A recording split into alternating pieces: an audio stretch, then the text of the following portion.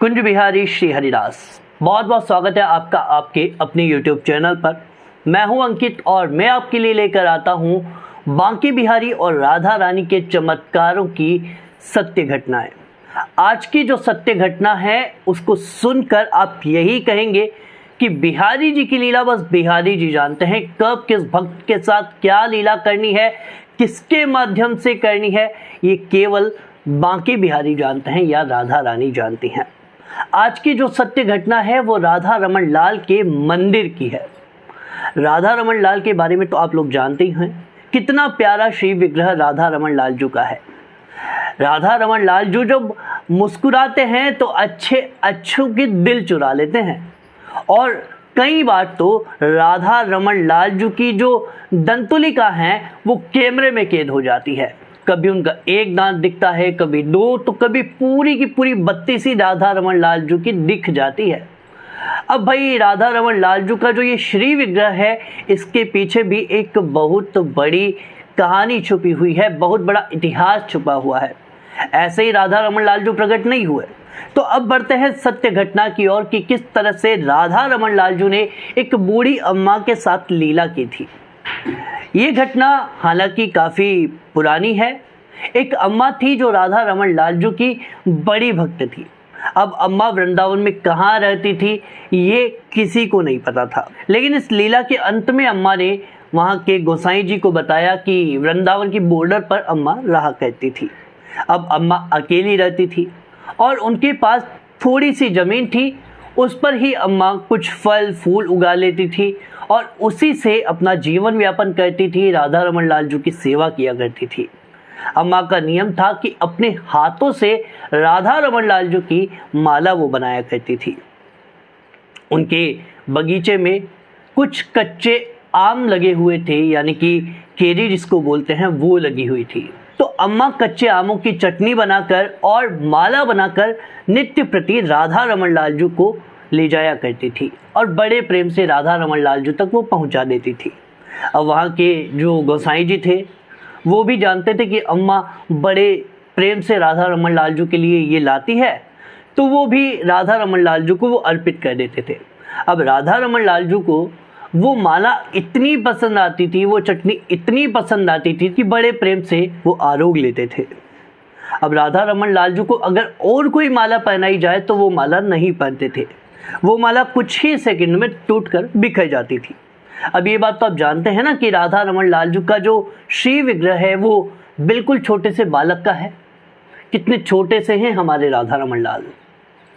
तो अम्मा की माला पहनकर वो बड़े प्रसन्न रहते हैं। अब अम्मा बूढ़ी हो चुकी थी।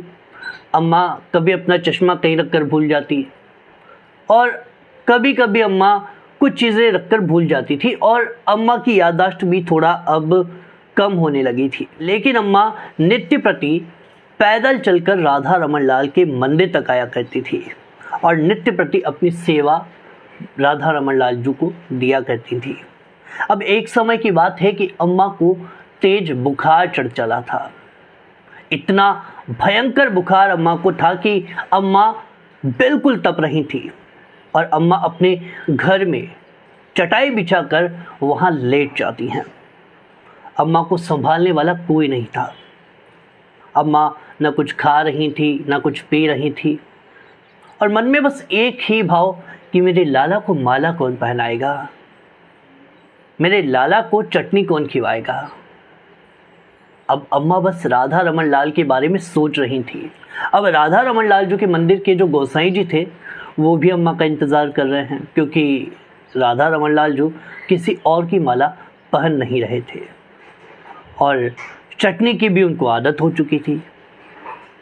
अब गोसाई जी भी ये नहीं जानते थे कि अम्मा रहती कहाँ थी। सब उनका इंतज़ार कर रहे हैं। राधा रमन लाल की जो मुख की जो कांति थी वो भी धीरे धीरे कुछ कम होती जा रही थी, यानी कि राधा रमन लाल जी भी उन अम्मा का इंतज़ार कर रहे थे। सब परेशान थे कि अम्मा क्यों नहीं आ रही, अम्मा को कुछ हो तो नहीं गया।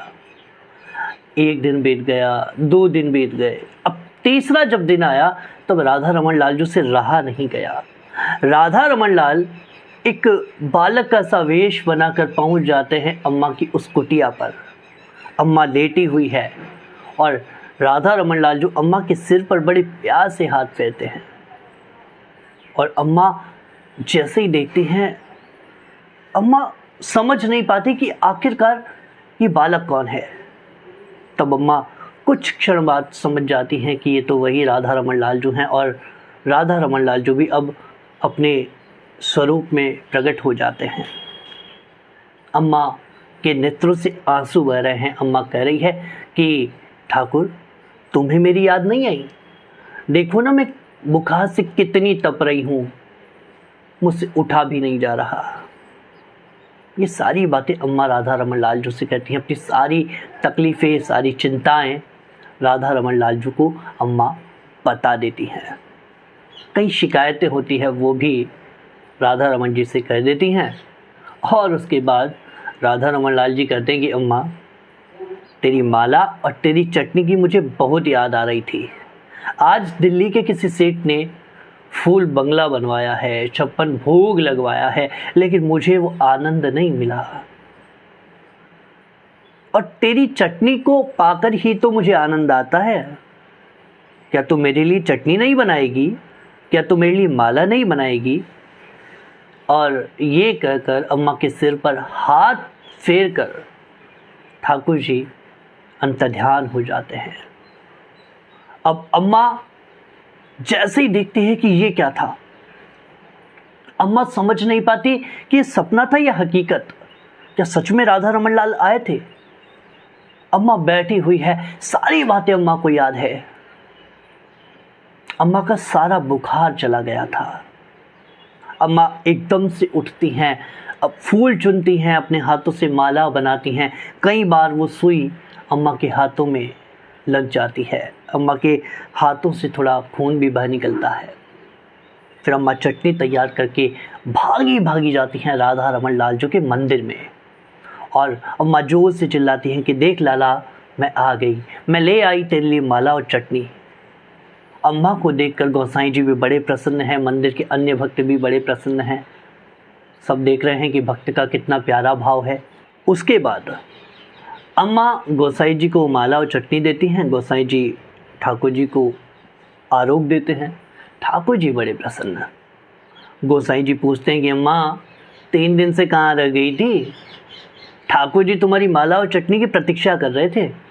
अम्मा कहती हैं कि मैं जानू हूँ कि ठाकुर जी माला और चटनी की प्रतीक्षा कर रहे थे। और अम्मा कहती है कि मुझको ये भी पता है कि दिल्ली के कोई सेठ ने फूल बंगला और 56 भोग लगवाया था, और उस 56 भोग की वजह से ठाकुर जी को जलन हो रही थी, और इसीलिए मैं ठाकुर जी के लिए ये चटनी भी लेकर आई हूँ।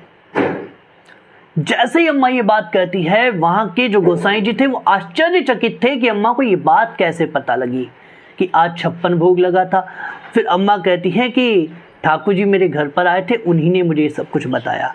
और जब मैं बुखार से तप रही थी तो ठाकुर जी ने मेरे सिर पर हाथ रखा, उसी की वजह से मेरा सारा बुखार चला गया।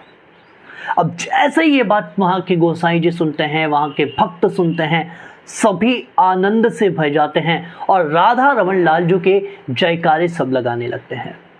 सत्य है, जब भक्त और भगवान का इतना प्यारा संबंध हो तो ठाकुर जी कैसे भक्त के पास नहीं जाएंगे। प्रतीक्षा कीजिए, आपके पास भी आएंगे, लेकिन उसके लिए आपका भाव मजबूत होना चाहिए, विश्वास मजबूत होना चाहिए, प्रेम मजबूत होना चाहिए, संबंध मजबूत होना चाहिए। फिर देखिएगा हमारे बांके बिहारी, हमारे श्याम सुंदर और हमारी राधा रानी आपके साथ क्या क्या लीलाएं करेंगी। अगर आपके पास भी ऐसा ही कोई अनुभव हो और आप हमें वो अनुभव शेयर करना चाहते हैं तो आप हमें अपना वो अनुभव इंस्टाग्राम पर शेयर कर सकते हैं। लिंक हमने डिस्क्रिप्शन में दे दिया है। और अगर आप लोग हमारे चैनल पर नए हैं और हमारे चैनल को सब्सक्राइब नहीं किया है तो जाइए चैनल को सब्सक्राइब कीजिए और बेल आइकन पर क्लिक कीजिए। कुंज बिहारी, श्री हरिदास।